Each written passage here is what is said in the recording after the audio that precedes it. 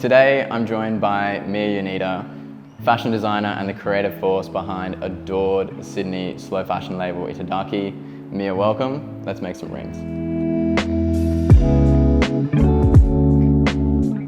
So Mia, I really want to talk about the beginnings and inspiration. What was the very first piece of clothing that you made? So I didn't start sewing until I was like 20. I'd never touched a sewing machine. My grandma was a seamstress, but I tried the sewing machine before and it just wasn't working. And when you try and sew and it all just bunches up, I just could never do it. So I just thought I couldn't sew and that was it. And I feel like so many people think that. And then it wasn't until I actually went to fashion college, but still hadn't sewn anything. And it was kind of early stages of the college. And one of the assignments was to make a product, that was kind of different. And I don't know, and you were expected to kind of do your medium because it was a creative college. It wasn't just fashion students in the class. It was a mixed bag of like graphic designers, interior designers, fashion students. Anyway, so I actually made a face mask for that assignment, and this was prior COVID. It was 2019, but it was like at the start of 2019.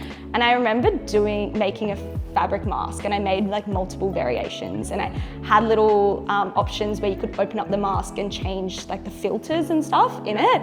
And I remember presenting it to my teacher, and she was just like so confused as to why anyone would want to cover their faces. And I was kind of like, oh no, it's a thing in Japan, and it was, when flu season comes around in Japan, it is a thing. And and she was just like almost taken aback and was a bit offended by it all, really. It was really weird. Anyway, and then pretty much like 6 months later, Australia and the world were all wearing masks. And so off the back of that first assignment, that first mask that I made with the sewing machine, I started a brand called Itadaki masks, and it was the only thing I knew how to make. But I just made like probably about 1,000 masks, I reckon, in the end. So many. I was like, I lost my pub job during COVID, but it was kind of okay because I actually had this like little income. It was all like community stuff. I posted on all like the Facebook pages and stuff, but it was, just this one product. I nailed masks and I knew exactly how to do them, and I sold them for about 2 years. And then, I kind of just got sick of making masks, and the world got sick of wearing them because we weren't getting sick anymore, maybe. So I kind of started with the mask thing, and then I was like, I need to try make something else. Beautiful. Yeah, that's such an interesting story, how like you start with masks even before COVID. It was such a coincidence, honestly. It was really weird, and it only was because when I'd go to Japan, since I was little, people would always wear masks, and like sometimes they had little fabric ones, but most of them were just like the disposable masks that you'd use. Awesome. So it's before COVID, you're making masks, then COVID hits, and you almost find yourself set up with this skill set for making masks that is perfect, especially when you're starting, COVID's hitting, you've lost your pub job. Does the mask making immediately, help form part of your income during COVID? Yeah, definitely. Like all my income, really. I was still really lucky to be living at home, so I didn't have like the burdens of rent and, everything else that comes with life. But in saying that, it was, I was like 20, and I don't know, not that we were spending much, but I still wanted an income. I was also just going to be bored on the couch otherwise if I didn't do anything, and I would have gone stir crazy, because it was kind of the perfect little side hustle that eventuated from all that.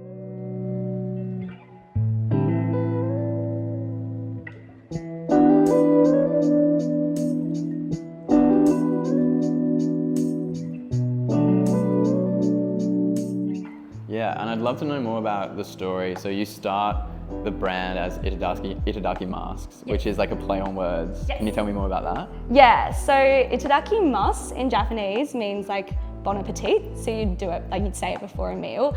And I just at the time thought it was a cute little name. I wrote Itadaki masks on the front of the mask to kind of, brand the mask.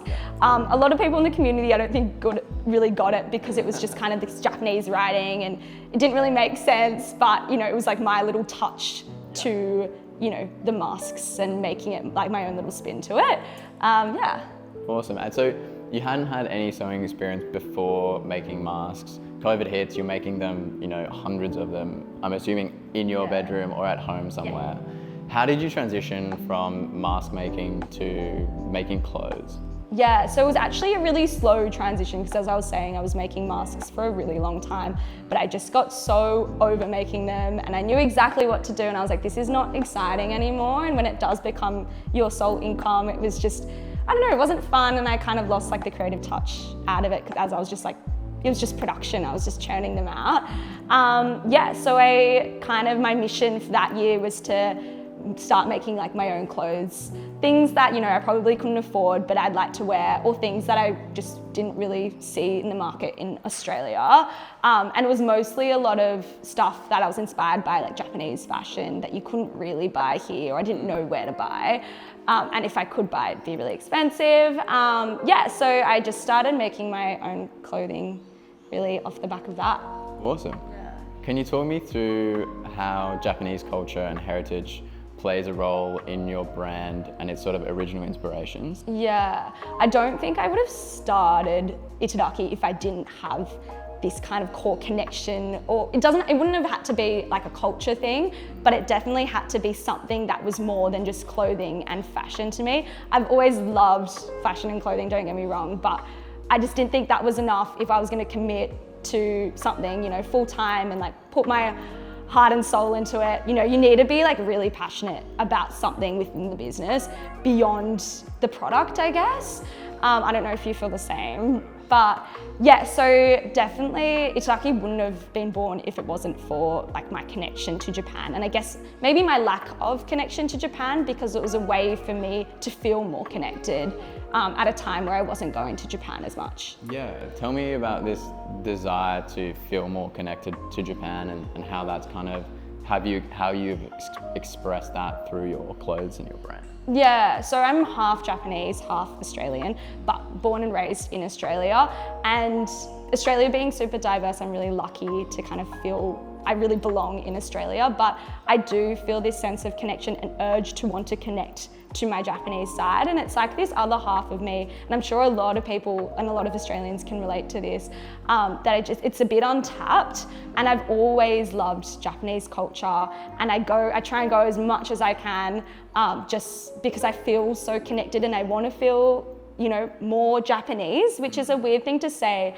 My mum used to always call me double, like instead of, everyone would always say growing up, oh, you're half Japanese, you're half Australian. And she would always call me and my sister double as, I don't know, kind of a way, because I don't know, half it almost seems like you're less of, but that's not necessarily the case. And I think that's a really cute way to kind of see it.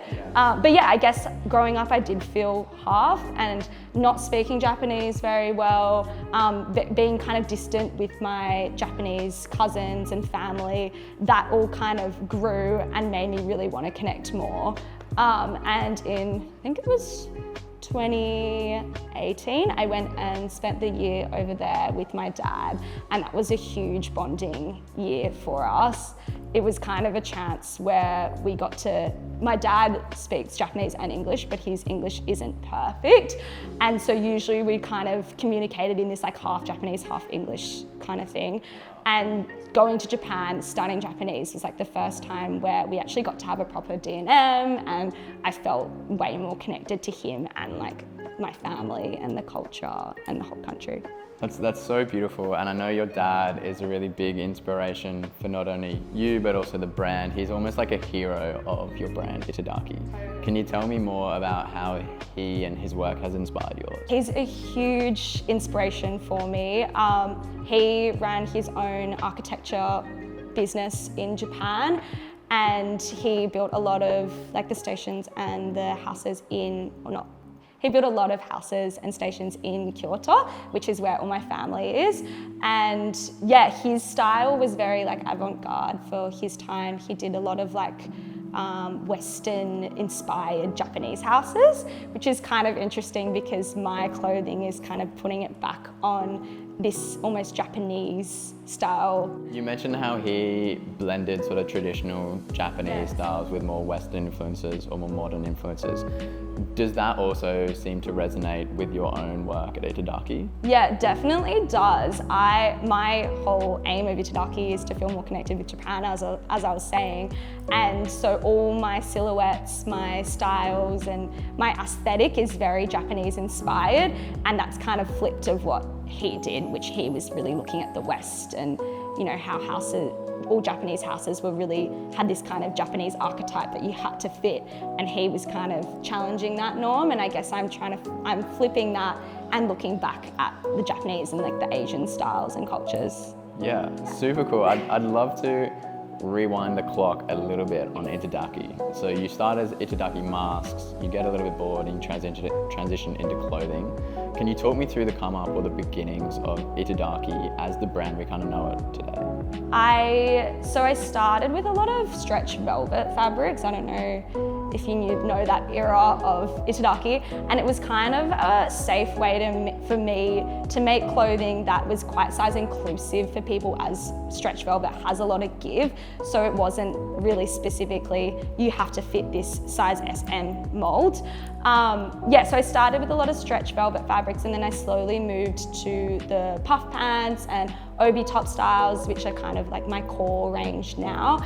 And all those pieces are still very flexible in the sense that they've got elasticated waists, they've got tie-up back features, stuff like that, to kind of let the wearer wear the garment and not the other way around. But I spent the first 2 years of Itadaki pretty much just doing markets back to back on most weekends. My market days were super pivotal for the brand, as it was kind of like a way to establish Itadaki as a small brand in the local Australian fashion scene, which is awesome, by the way. And so I did markets most weekends, back to back sometimes even. And long days doing markets, setting up, staying all day, trying to sell to people. It's exhausting. I did multiple markets as well where I didn't sell anything, which is super disheartening, but I guess really what can you do?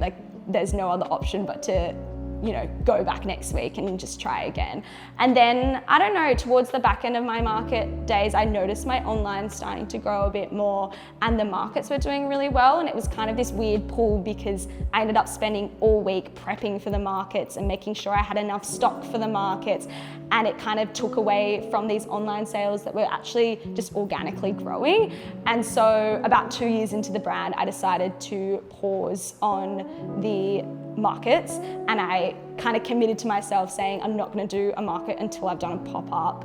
And I did a pop-up in Melbourne last year in October, which was my biggest success of Itadaki so far.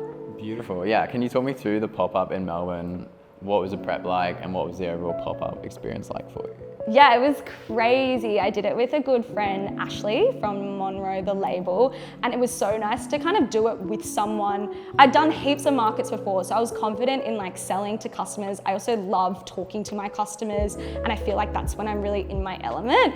But in terms of all the back end of the pop-up, had no idea what to do. I was also doing it in Melbourne, and I'm in Sydney, so even just little things like checking out the store and stuff like that were just things that I couldn't really do in person. And also just the fact of having to get all the stock to Melbourne. I took my dad's little Camry car, and I think I had about 12 to 14 of those big Bunnings moving bags that was just piled with stock. It was crazy. I thought the whole way my tires were gonna pop. The Camry is not made for that much weight. So just puff pants galore. It was kind of crazy. Ended up coming back home with a much lighter car, and it was a huge success. It was kind of crazy. There were lines outside the door. The Saturday was just insane. It was just honestly a fever dream. I don't even remember half of it. It was just constant go. I had a few people on the ground as well, so it wasn't just me. I didn't feel alone, and it was such an awesome experience, and I'm so excited to do another one. I'd love to deep dive a little bit more on this markets experience, because it's almost a universal experience or very common for people on the come up to find people that like their stuff. And I know how draining it can be sitting at your stall on your weekend, not being able to leave, like having to talk to people, watching hundreds of people just walk by what you're doing and not take any notice. Can you deep dive or give us a bit more context and information about your initial experience selling at markets? Yeah, it can be super disheartening. It can also be super rewarding, of course, because you do get to like meet with your customer and you get to talk to them and, you know, add little touches of, you know, like what you might change in your product and stuff. So it's all really good market research, but there definitely were days where I just didn't sell anything. And I remember kind of like in the winter months, for some reason, it would just slow down. I don't really know why. So yeah, I just sometimes wouldn't even sell anything. And then I had to pivot, and I was actually thinking, well, I need to start selling something. So what's something cheaper I can sell? And kind of going back to like the Japanese roots and that whole side, my dad actually taught me how to make onigiri, which is like sushi, but it's like the triangle sushi, and you can buy it at like 7-Eleven, I think now, but you know, 2 years ago you couldn't. And I was like, okay, this is gonna be really fun and quirky. I think my market will love this. It's still kind of connected to my Japanese brand, but now I'm selling food and clothing. Also didn't have like any kind of license. So, you know, it was so not legal, but whatever. Yeah, I started selling onigiri, and sometimes I would sell more onigiri than my clothing. But at the end of the day, I was happy because I was still making money, and I knew I wasn't gonna go with the onigiri, even though there were times where I was like, I'm gonna start an onigiri business. Like I had the name, it was gonna be called Onigogo. It was gonna be like connected to like very like family, you know, nice and cheap. I wanted to pitch it to Woolworths and Coles and stuff like that, get into like the sushi section in Woolies. It was gonna be very much that vibe. And then I was kind of like, what are you doing, Mia? 7-Eleven's just come out with their own onigiri. I mean, I could have tried to compete with it, but it's just a whole different market. And I was like, I already kind of know what I'm doing in this fashion world, a little bit more than I do in the food industry. And so I did stick with the clothing, and the clothing did start to sell more and more eventually. But in saying that, I still, like on the market days, I'd wake up at like 4, 5 a.m, make the onigiri, because they had to be fresh, of course. And then, yeah, take it to the markets, and then we'd just eat whatever was left. Hustling from day one. Yeah, major hustle.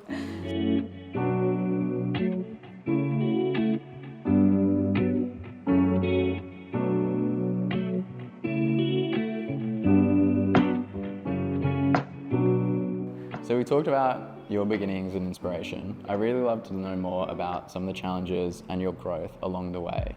Can you start off by just talking us through some of the challenges faced by people like you in the fashion industry who are making slow-made, well-made goods? Yeah, so it's definitely really hard competing with, you know, the big brands, the big fast fashion brands as well, because they're just churning out clothing, and yeah, you really can't compete. So as a small business, you've kind of got to take the points that you're really, you know, passionate about, and, you know, show your customer base and your audience that there is a reason and there's a story behind the clothing, and there's a reason that you should shop slow and not maybe, you know, the other fast fashion brands that you find in the shopping mall. Yeah, so there's like a whole lot of things in slow fashion that I do. One being I use a lot of dead stocks, and dead stock fabric is pretty much just when factory mills or big fast fashion brands overproduce material on purpose so they can make their products, and then they overproduce it in case they need it, and then they always overproduce it, kind of thing. So there's always heaps of dead stock material left over. Yeah. So this is a dead stock fabric from Wool Fabric. It's like a cotton blend. It's a Japanese fabric as well, so it's gorgeous. And so this fabric was overproduced by the original maker, and it means that now I am able to use it, being dead stock fabric. And yeah, the limitations on dead stock fabric though is, just say, you know, this colorway is really popular. It means once it's out, I can't reproduce it. And it means that, you know, you've spent all your money on the campaign, the shoots and marketing, and then it's out and then you can't use it anymore. Even despite that there's, you know, an audience and there's people that want to buy it, it's so limited. And so that's one thing that is quite challenging, but using dead stock fabrics, as it's like very limited and you can't always find it again.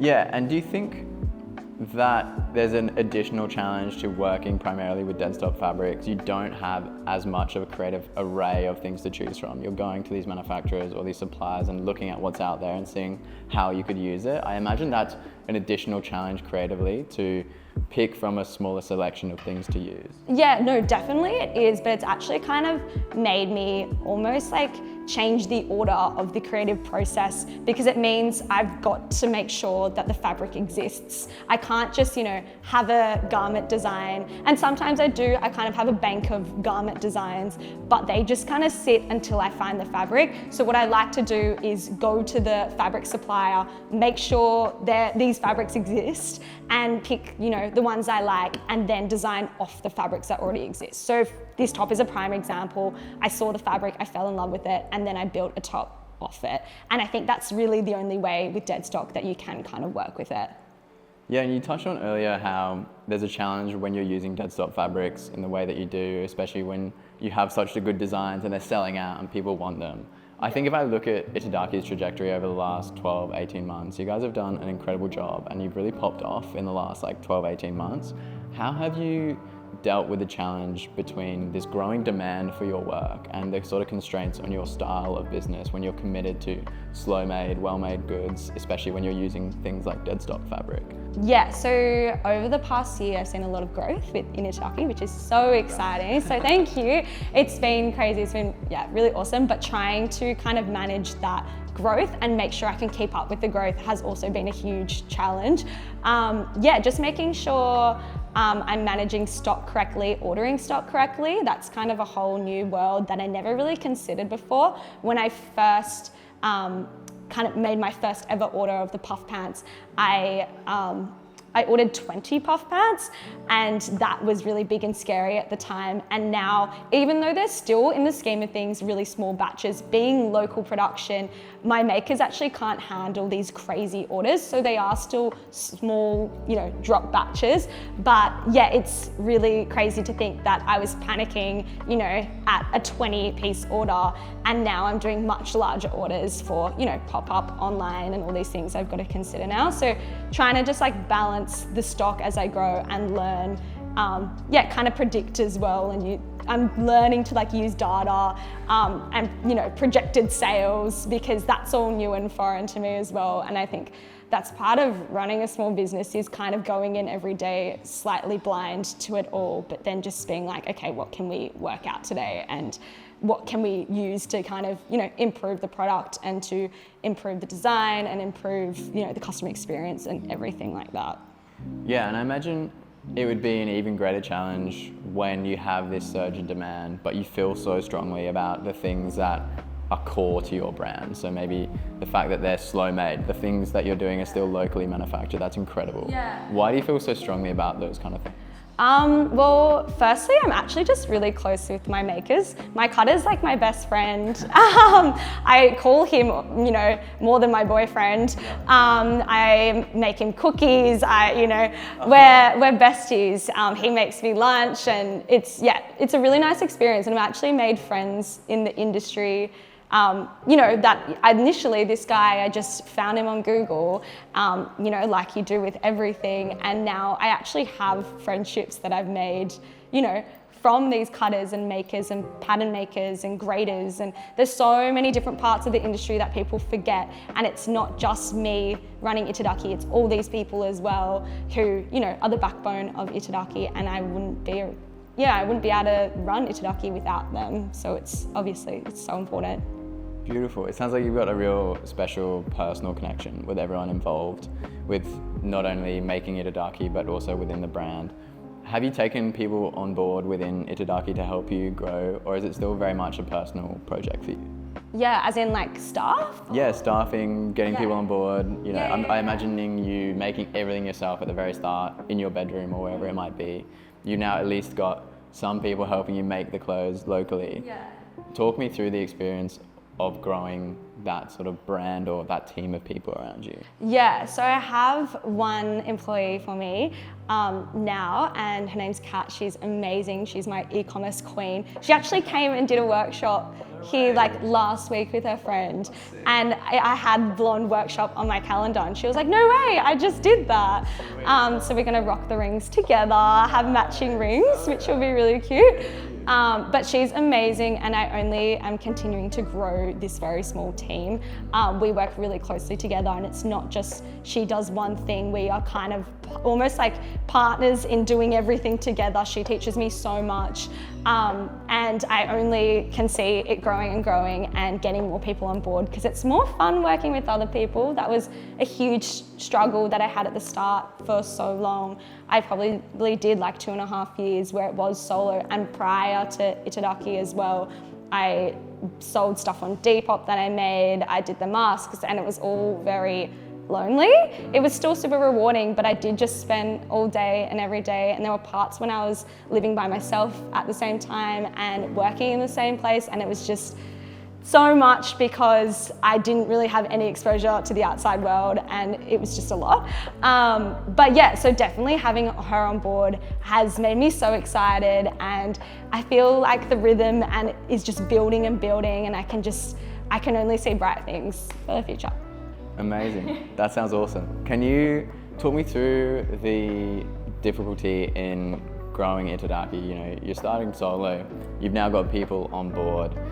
There's a certain pressure when you do involve other people around relying on what would have started purely out of passion, you know, your original project for college, and how the fact that you're now relying on it for an income and also paying other people might play into your creative decisions or your design process. Can you talk me through how you deal with the difficulty in both relying on what you used to do for fun as now like an occupation? Yeah, so that shift was really gradual, and it was quick and gradual at the same time, so I almost didn't even realize until I reflect on it now that yeah, it is different from when I did start. In saying that, I almost feel like I can be somewhat more creative now because I have more of a budget and a leeway, and I've got people around me that we can be creative together, which I love, you know, putting all our heads together and coming up with something really fun and unique. And I feel like back then it was all just me, and that was awesome and really special in itself. But I think it's this new phase that I'm going into, which I'm really proud of, and I hope to keep kind of growing that as well with the team around me. Yeah, I'd love to dive deeper into the challenges of educating people on why they should choose to buy from slow fashion brands that aren't super trend focused and are really well made. Can you talk to that difficulty in educating people and why they should choose brands like yours? I think now more than ever, you can't just say you're sustainable, and I would never really say I'm sustainable because we are a fashion brand. You know, inherently we can't be, because we're producing clothing. Yes, I'm using dead stocks and fabrics that are already existing, and I think that's really good, but we're still contributing to, you know, production and manufacturing clothing. But I think, you know, you can put practices in to make yourself more sustainable than other brands, like the big fast fashion brands. They don't really care anymore. They're happy to splash words around, you know, to kind of greenwash everyone. But, you know, when you break it down, you know, using a compostable bag and calling yourself sustainable won't really cut it anymore. There's so many different things, and I've got products where I use off-cut pieces of fabric from other pieces to make sure I'm using up that fabric, because a lot of wastage comes from offcuts. If you're producing a garment, you lay it flat, and it's almost like a jigsaw puzzle. You've got patterns and you're trying to make sure everything fits really well. And I had a really popular design, the puff pants, where I wanted to kind of use more of the offcuts because I just didn't feel comfortable kind of just letting them go. And, you know, they've already been dyed, they've already gone through so many processes. To just get chucked out is just awful. And a lot of these bigger brands are so happy to overproduce. They overproduce to go on sale. I rarely go on sale. Yeah, and it's one of those things where, you know, making sure you do use little extra pieces. So back to the puff pants, I designed a top called the Obi top, which has like long skinny straps, and it means it's really good to use offcuts for. So pretty much how it's placed is the puff pants go on like the center of the fabric, and then the skinny long straps kind of touch on the on the edges and fill the gaps, and it's a really great piece to kind of use up the offcuts because they're just there and it would be such a waste not to. So little things like that. Yeah, so you're sensing that there's, I guess, a shift generally in your audience desiring more sustainable goods, but you are definitely going above and beyond when it comes to producing them and making sure that even when you're designing a new piece, you're thinking about the whole process. Yeah, totally. I'm still got so much to learn, and I'm not saying this is it, and I'm not saying this is all I'm gonna do. I'm always gonna be very conscious of it because we can't not in this day and age. So it's something I really have to consider in the design process. I'd love to know more about this transition from pure creative, having fun, playing just with making clothes, to now running a brand, running a business, employing people. Has that been a struggle for you as a creative person to transition from purely passion project to now business operator? Yeah, totally. And I think a lot of people probably struggle as well. I started because I was creative and I had this creative passion. You don't really start knowing that, you're going to end up in this kind of business world. And I think I always wanted to run a business. And going back to the onigiri, I liked the idea of running a business, but I didn't actually know what that entailed. There was a huge mindset shift that I had to kind of undergo, and I was really kind of resistant to that for a long time. I think I needed to hire someone a lot, sooner than I did, but I was just kind of pushing it off. And I was like, I can wear all the hats. I've worn all the hats for so long now, letting go. And, I don't know this person either.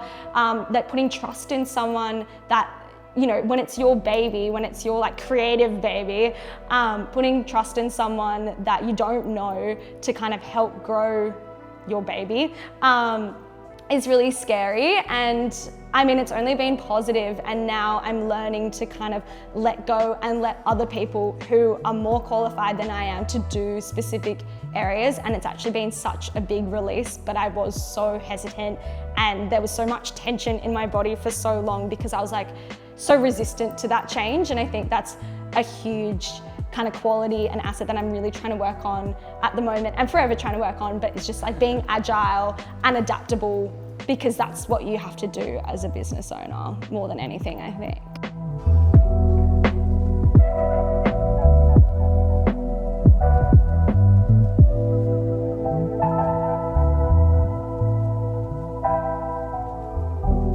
So Mia, it seems like from the very beginnings, Itadaki has been a super personal project. I love how much of the process you've shared. We get insights into your kitchen, dyeing the garments, all the way through to the calligraphy that's now on your wrapping paper. It seems all very personal. And I love how much of that process you've shared with your audience. Is there one part of your process that you're particularly proud of and you'd love to share more about? Yeah, there's so many different parts. I used to be a lot more hands-on with the making. As I said earlier, all my stuff is locally made now in Marrickville. So I was, dyeing clothing in the kitchen on the stove, and then hanging it up to dry in the backyard. I was cutting on the floor of my bedroom, which was not great for my back, but so now it's changed a little, and I would have to say kind of the design would be where I'm most involved now. So that would have to be kind of the part I'm most proudest of. Kind of just making sure that it's Japanese inspired, like you were saying with the wrapping paper. That was calligraphy piece that my uncle did. He's passed away now, but he used to write 10 pages every day of calligraphy. And I just found that really special, and I knew I wanted to incorporate that somehow. I just didn't know how that was gonna be represented, in the clothing. And I was thinking of, screen printing it or something, and I might do that one day, but definitely wanted to incorporate it. So adding that to the wrapping paper, so it's not just the clothing, it's the whole experience, I think is really important. And then going back to the clothing, making sure that it's, Japanese, interesting, unique silhouettes is a big part, like the puff pants, which are kind of my core style. You know, it's an everyday piece, but making it just slightly different, slightly elevated, but still, you know, you are able just to wear them at home and like lounge around, but then I've had people wear them to formals, weddings, you know, like you can dress it up and dress it down really easily. And I think just like the ability to wear these pants across like so many different events is why they are such an investment piece and why they are so easy and flexible to style with. Yeah, and it's interesting to see how things have evolved. You know, you say your really key part nowadays is the design process. Even from the early days, it seems like Itadaki was a super personal brand. Like we get a lot of your identity coming through, which I love. Can you talk me through how you've managed both, I guess not competing, but manage your own identity as Mia and also built a separate, somewhat identity through Itadaki? I almost feel like I haven't. It is just so me, even down to the music that I use for the posts. I literally just go on my Spotify recently liked songs and just pick one from there that suits the vibe of the post. So it is just, and because I am behind the socials, it truly is just me and just an extension of me. And I almost don't want to lose that either, because I think that's why people want to buy into the brand and that's why people like the brand as well, because it's personable. And I think that is another distinguisher from my brand and small local fashion brands is, you know, the makers and the creators behind the brand, as opposed to, you know, like the big fast fashion brands. It is so detached and you know, and I don't know, just shopping local and actually knowing where your money is going and investing in these small locally made pieces that are going to last you a lifetime is just, I don't know, I think that's by, you know, putting my name and my face behind the brand means that I back that and I fully believe and trust that. And I think if I was to shy away from that, it would almost show my customers that I almost don't believe in that anymore. And I don't want that to be the case. Yeah, you almost champion the brand from start to finish. Like you're wearing the clothes on the Instagram. Yeah. It's all very you. So I love how you've kind of merged too, and they're almost an extension of your own personality. I do that because, you know, when you're starting, who else is going to model? Yeah, who else is going to model for you? So I get, you know, my boyfriend, my friends, my dad, my best friend and my boyfriend do a lot of like the photography and videography for pretty much all my shoots. Yeah, so it's still really grassrootsy. I still model in so many of the photos and shoots, and I'm still all over the website. But I guess that's me, and people want to see, you know, the person behind the brand, and I think that's almost the special part of it. So I don't think I'm gonna shift that anytime soon. Super, super special, I think. Can you go through, I guess there would have been so many highlights along the way of growing Itadaki. Is there a particular moment or project that you're super, super proud of today? Definitely kind of like reconnecting with the customer was super important to me. Doing that at the markets, you know, back to back every week, I felt really connected and I knew what my customer wanted. And shifting to online was a new transition for me and something that I was still really keen to get back to my customer. So definitely the Melbourne pop-up, which we touched on before. Yeah. I'm doing a Sydney pop-up soon. But yeah, that's yet to be announced. But I'm really just so proud of the pop-up and to actually see the community that I've created, that people are actually willing to line up, you know, for like an hour to try my clothing for my brand, and then to pay, you know, spend their hard-earned money on my pieces is just like, I can't even, it's awesome. I'd love to know more about the common thread that is through all of the pieces that you're now designing and have always designed. It's this interesting fusion of traditional Japanese silhouettes with a more playful street style. That's kind of what you're known for, I guess, right now. Can you talk us through how that style's emerged? Yeah, totally. I'm really inspired by like big, baggy silhouettes. Japanese culture, Japanese streetwear, which is a lot of like the big kind of oversized, slouchy, almost, you know, like you're drowning in the pants that you're wearing. And that's just kind of always what I've loved. And so it's very much that aesthetic that I'm trying to go for, but also just pieces that are different, that aren't really on the market. They're not crazy pieces and then they're not runway pieces, but they're kind of creative and unique pieces that you can't just really find, you know, in the shops or online. But yeah, they're just got a slight spin on them. I don't actually think they're like crazy designs or anything. They're just like slightly unique enough that, you know, you can style it really up and crazy and you could walk down a runway wearing Itadaki, but you could also just, you know, walk down the street walking your dog. You know, there isn't really, I never design for runway. I'm designing for the everyday person that wants something slightly elevated. I also make a lot of my pieces like layering pieces, and that's super important to me because I want you to be able to style your piece in so many different ways, because that means you're getting more use out of it. It also means you can have a smaller wardrobe, and I think people these days, you know, we just got like huge wardrobes, but we don't wear anything, and you kind of, you know, after a year of the same wardrobe, you get bored.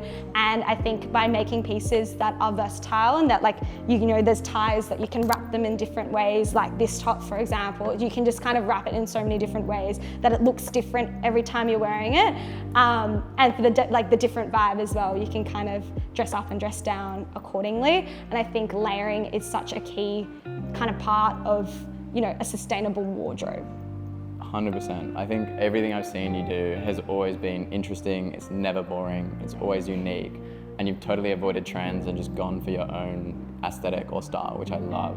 I think you speak to creating this wardrobe that is really versatile, you know, runway to going down and walking your dog, and how that plays into sustainability seems to just echo your brand values. So I think you've honestly done such a good job of doing all of that.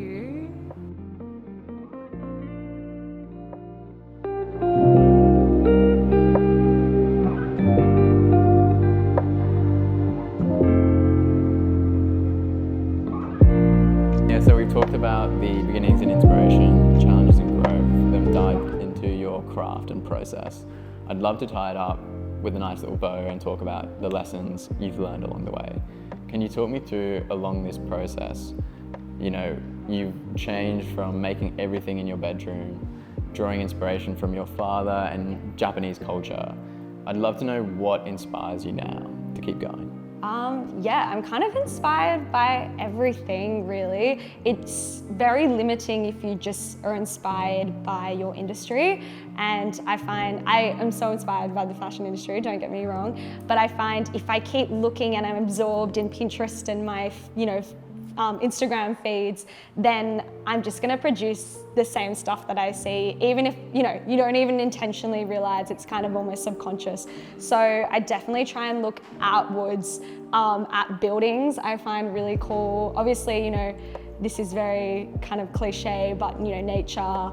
But I love, yeah, architecture, I think is really interesting. And yeah, I guess it's kind of a full circle as well with Dad being an architect. But yeah, just seeing like interesting shapes. It honestly could just be like a cool kind of carving in a tree, or, you know, like the way, I don't know, just even colors as well, just like the concrete with that, you know, specific spray paint over it. That could be a construction thing, you know.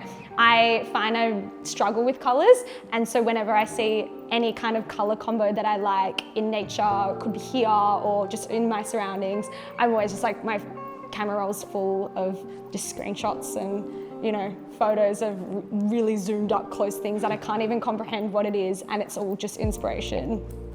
Incredible. So drawing inspiration still just from absolutely everything every day and letting it flow through Itadaki. That's awesome. Yeah. I'd love to know as well, one big lesson you've learned along the way. We've talked about your journey so far. You must have learned so many things. Can you dial in on one big one that you'd like to talk about and share as like one lesson that you've learned? Learning to be more adaptive on the job, I think, is just crucial, because things never go your way, and, you know, stock will be faulty or missing, or, you know, the maker can't get it done because people go on holidays, and, you know, I'm not going to deny the makers of their holidays, and, you know, timelines do go out, they do fall out, and being able to, you know, not just make everything like nothing ever goes your way. And even on the outside, you think everyone is just killing it, and they are, but you know, it's never going their way either. There's always, you know, bumps and hiccups in the road, and then that's just how it is. And I think like learning to be more adaptive and looking less at other people and being like, oh, you know, they've just got such a smooth sail, they don't, you know, have to stress about these things, because they do, and everyone does. And you know, like everything will go wrong that you could possibly imagine. Like my last pop-up, you know, we had stock delays that I didn't think were gonna arrive in time, and you know, if they don't, they don't. But what can you do? You just have to kind of be transparent with your customer. I think that's something that I've really learned, that, you know, people know that I am just a person behind the brand. Things can't always be perfect. Things don't always go, you know, my way or the way I would like it to, or the trajectory that we planned. And so just kind of being transparent and open to the customer and saying, this is why, you know, we've had to do this shift, or this is why, you know, we're doing this new kind of technique. Or yeah, just explaining and being transparent, I think, is the only way you can really move forward and let your customer feel included as well in the whole process as well. I think is super important. So it's problem solving on your feet, yeah, and it's also staying human and letting everyone know that yeah, shit happens and letting that be okay. Which is kind of humbling as well, because you know, I look at people and I still, even though I know things aren't going their way, I'm like, oh, why is this the worst week for me? And just kind of reframing and be like, okay, no, this is so normal, and everyone goes through this stuff, and what can I do just to kind of make this a little bit better right now? Beautiful. We've spoken at length about the process, about where Itadaki has come from, where Mia's come from, and your journey so far. Can you wrap this in a nice bow for me and talk me through where it's going next? What future projects have you got coming up? Where do you see Itadaki going? Yes, definitely more in-person experiences, so more pop-ups, because that's where I get to learn more about my customer. I am all about kind of working in projects, and I work really well when I have a deadline and a project to meet. And yes, got a pop-up coming up really soon in Sydney. Have 2 pop-ups this year, but the first one will be in Sydney, and I'm so excited. Yes, you should come along. We'll be there. Can you share more details about when it's happening, or are they still top secret? Yeah, it'll be in May. May pop up in Sydney. We'll be there. You can count on us. Mia, that's been awesome. Thank you so much. Thanks for having me. Thank you.